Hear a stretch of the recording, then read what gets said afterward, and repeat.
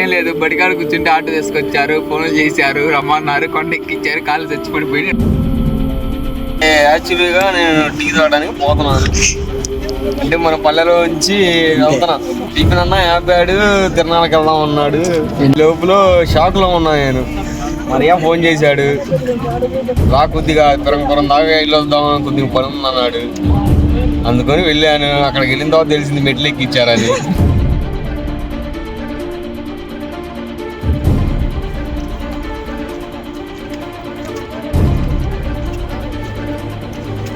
నేను పని నుంచి వచ్చా, అప్పుడే బడిగాడు కూర్చున్నా. బడిగాడు కూర్చుంటే ఉంచి వచ్చారు. ఆటో తెమ్మన్నాడు. మొన్నే మా అన్నయ్య ఫోన్ చేశాడు. మా అన్నయ్య ఎప్పుడు ఈయనలో ఒకసారిగా ఆటో తాళం కట్టలో ఉన్నావా తీసుకొని ఎప్పుడు తాళం ఇచ్చాడు. సెంటర్లో కమల ఎక్కించుకొని కమల స్కూటీ తీసుకొని సెంటర్లో దిగాడు. నేను మా అన్నయ్య కానీ ఆటో తాళం తీసుకొని వచ్చాను. మొన్నే బడిగాను 10 నిమిషాలు వెయిట్ చేశాను. ఎవరు అప్పుడు దాకా రానన్నారు. తర్వాత నుంచి ఫోన్ చేశా. ఆడేమో మా నాన్న పంపించలేదు అన్నాడు. తర్వాత నీకు ఫోన్ చేయగానే నేను అందరిని పిలిచామయ్యా వస్తున్నారు అన్నావు. అలా 10 నిమిషాలు అయిపోయింది. ఆ నుంచి రాగానే గ్యాస్ చేస్తా అన్నారు. అడిగా ఆ గ్యాస్లో కొట్టించుకున్నాం, డబ్బులు లేవని.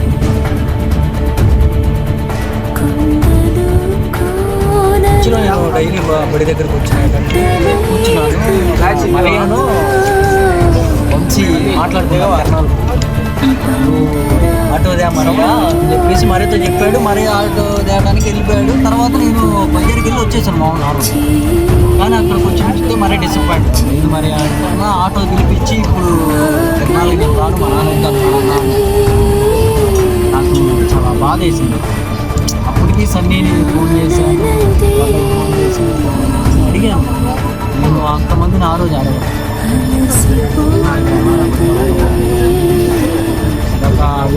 అనిపించింది.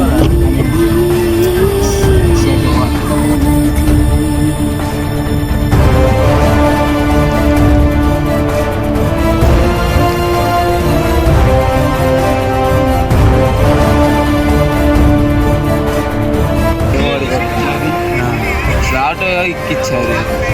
ఎవరు ఎక్కించింది? శనిగాడు ఎక్కిచ్చాడు. శ్రేయాడు కానీ చెప్పట్లా, బండి పోతుంది. చాలా ప్రాబ్లం అయింది నాకు.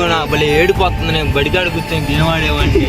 చేసుకొచ్చి నన్ను మెట్లు ఎక్కించారు. ఈ మెట్లు నాకేం భలే బాధగా ఉంది. నా బాధ ఎవరు అర్థం చేసుకోవట్లా. పలానా విజయ్ అసలు ఎవరు ఇంకా మాట్లాడలేరు. యాక్చువల్గా ఏం జరిగిందంటే, వద్దామా వద్దా మీరు బయలుదేరి వచ్చేసారు. నేను వద్దామా వద్దా అనే ప్లాన్తో ఇంట్లో ఉన్నాను.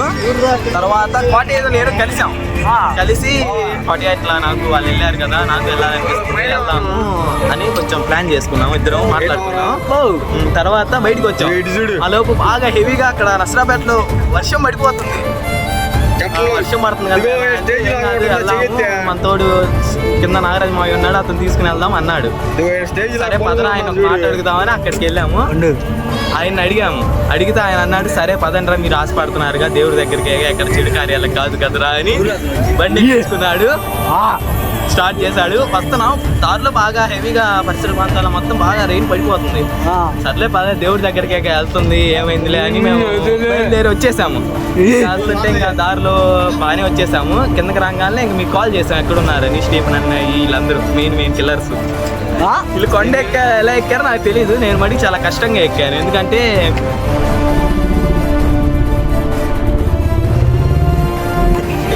కానీ ఎక్స్పీరియన్స్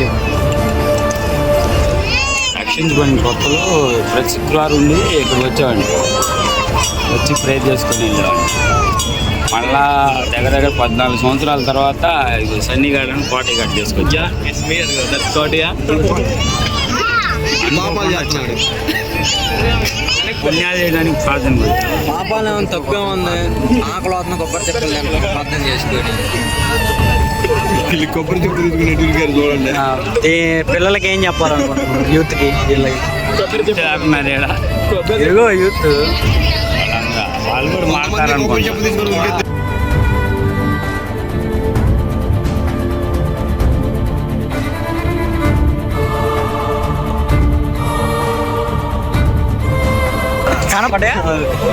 విజయ్ సగం నాపేడు విజయ్ ఏంది ప్రాబ్లం ఏంది ఆడ ఏం యాక్చువల్గా ఉంది నా ప్రాబ్లం అయితే ఎందుకంటే వాడు చుట్టం మర్చిపోయాడు వాడు అందుకే అలా వాడు అలా బాధపడుతున్నాడు వాడు మనసులో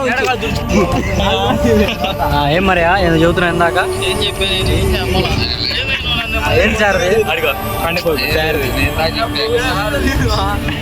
చెప్పు సార్ ఇందాకే చెప్పేది స్టార్ట్ చేస్తే నేను చెప్పేస్తాను ఇంకా అన్ని రన్నింగ్ లో చెప్తాను